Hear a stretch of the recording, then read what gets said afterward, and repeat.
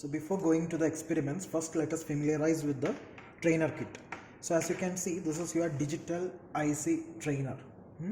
So you have many knobs here which is shown in red color. So these are the output terminals. So from these terminals we are going to take the output. Means if you are taking the output of AND gate, means the output of the AND gate will be connected to this point.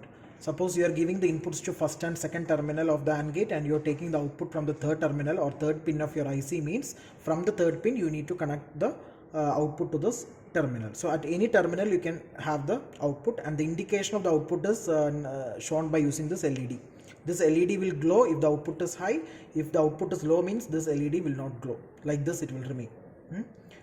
And as you can see, for the operation of this trainer kit you need the power supply. So this is your DC power supply, that is plus 5 volt, and this is plus 5 volt. At any point you can access plus 5 volt, and this is your ground. All these black knobs, it is ground. So at any of these terminals you can connect the ground. You need a high voltage at plus 5 volt and you will get the low voltage or 0 volt at the ground. That is, for operation of any of these digital ICs, plus 5 volt is mandatory and ground is also mandatory. So at any point you can connect this plus 5 volt, and at any of these points you can connect the ground. And these are all the input terminals. That is, you can set input as 1 or 0. So when you push this button to high means it is 5 volt, low means it is 0. High corresponds to bit 1, low corresponds to bit 0. So from any of these terminals you can take the input and give to the corresponding IC pins, and correspondingly you can push this knob so as to set 1 or set 0.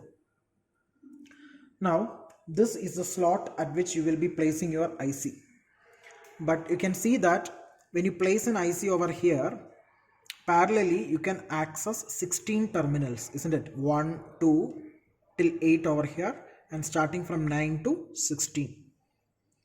Need not necessary that one IC will have 16 pin as such. It can be 14 pin IC also. So here I have taken one IC.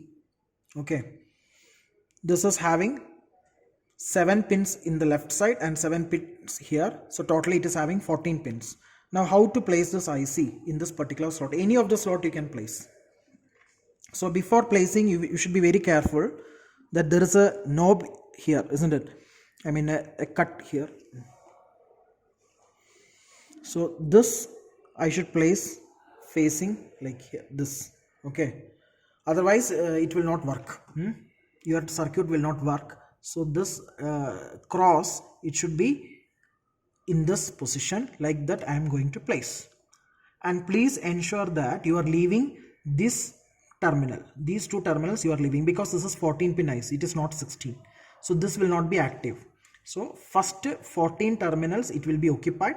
The remaining 2 positions it is not occupying. It is left as such. After placing this, you have to push like this so that it is fixed on this particular slot. Clear? Now this is your first pin. So this first pin is connected to the first pin of the IC. The second terminal is connected to the second pin of the IC. Similarly, 7th terminal is connected to 7th pin of the IC. But what about the 8th pin? Since we have left here as such, the 8th pin and the 9th terminal, the 8th and 9th terminal, it is not functioning as of now. Only we have 1 to 7.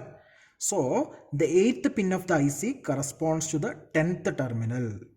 This is your 8th pin. Okay, the 8th pin of the IC corresponds to 10th terminal. Since the 9 is not in the scenario, this is your 8, 9, 10, 11, 12, 13, 14. So 16 corresponds to pin number 14. 15 corresponds to pin number 13, like that. So if you fix an IC over here, this is your VCC, this is your ground. Then we are there to check the data sheet of the IC. Accordingly, we will connect the supply voltage and ground. That is according to the pins whatever we have seen from the data sheet. So maybe it will be 7 for your VCC and 14 for the ground. Accordingly, we will be connecting the VCC and ground for a specific IC after seeing your data sheet. So this we can place any over here, like here also we can place, here also we can place. So wherever it is free, you can place the IC accordingly.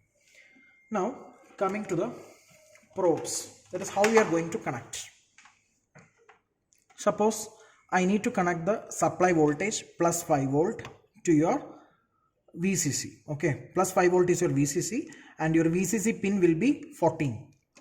So which is your 14th pin? 14th pin correspond to this 16th terminal, isn't it? I told you this is your 1 to 7.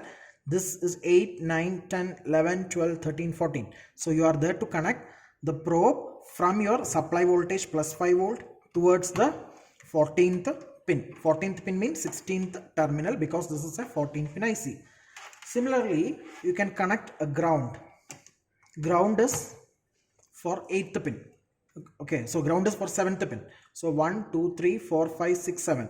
This is 7. So I'll be connecting the ground towards the 7th pin by making use of this probe. Okay, so likewise you are going to connect. Now this is your power on button. Okay, switch off, switch on. Now you have a clock input over here. This is your clock. So from this clock you can access 1 Hertz clock pulse, 10 Hertz. It is mentioned over here. See, 1 Hertz, 10 Hertz, 100 Hertz, 1 kilohertz, 10 kilohertz till 100 kilohertz. You can have the clock pulse. For the synchronization and for designing the counters in the upcoming experiments, you need to take these clocks. And we have a monopulse switch, which means here you can access the clock continuously, but from monopulse you can one by one you can access. I mean, one by one clock you can apply and see the changes in the output.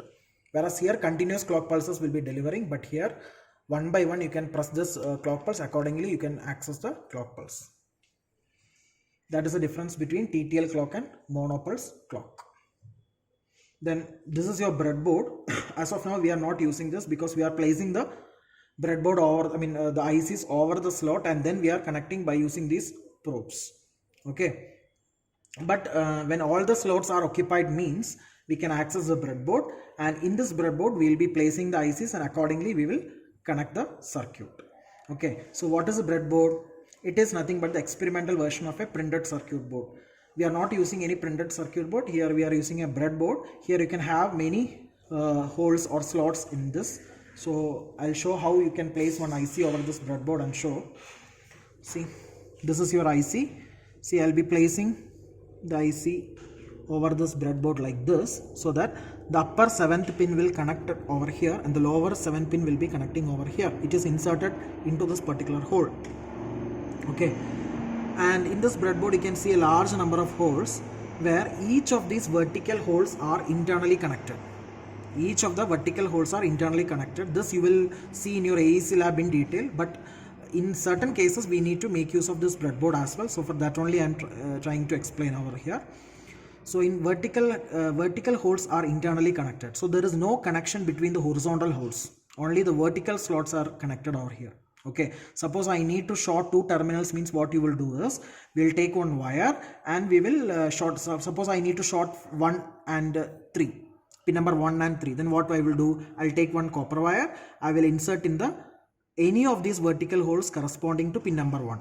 See, pin number 1 is inserted over here, right? So under this you will have 4 vertical holes. So in any of this vertical hole you can connect one end of the wire, and the other end of the wire you need to connect at any of the vertical holes which is placed under pin number 3. Similarly, pin number 3 is also having 4 vertical holes under that particular pin. So likewise, vertical connections is only defined over here. There is no horizontal connections. Correct? Only the short circuit is taking place vertically. But when you come over here, that is the upper part and the lower row. There is one upper row and lower row. In this slots, you don't have vertical connections, but rather you have horizontal connections. Means the 2 holes that placed horizontally or side by side, it will have connections. Okay. So this, how many slots are there? 1, 2, 3, 4, 5, 6, 7, 8, 9, 10. So if you partition this to equal half, you will have 5. 1, 2, 3, 4, 5. In the first half you will have 5 slot. In the next half you are having 5 slot. So any of these holes you can interconnect horizontally, first half, but not in the second half. Okay. Similarly, any of the horizontal holes in the second half you can have the connections internally. Clear? And kindly note, there is no vertical connections in these bottom part and the top part. Here what we are using, these slots particularly they will be using only for connecting your VCC and ground. I told you for any digital ICs you need to access VCC and ground. Okay, so for one row you will be dedicated to VCC, and the second row you will be, or maybe the upper row or the lower portion, that will be dedicated to your ground.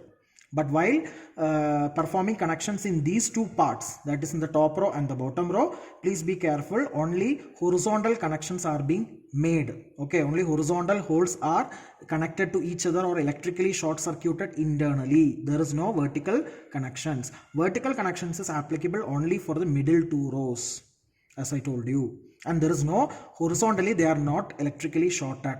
Which one? The middle two rows. The vertical rows only, they are electrically shorted together. Clear? So that is with respect to breadboard. But as of now, we will be placing our ICs in these slots, and accordingly we will be make connections by making use of these probes, as I told you. So this is what is a familiarization of your digital IC trainer. Thank you.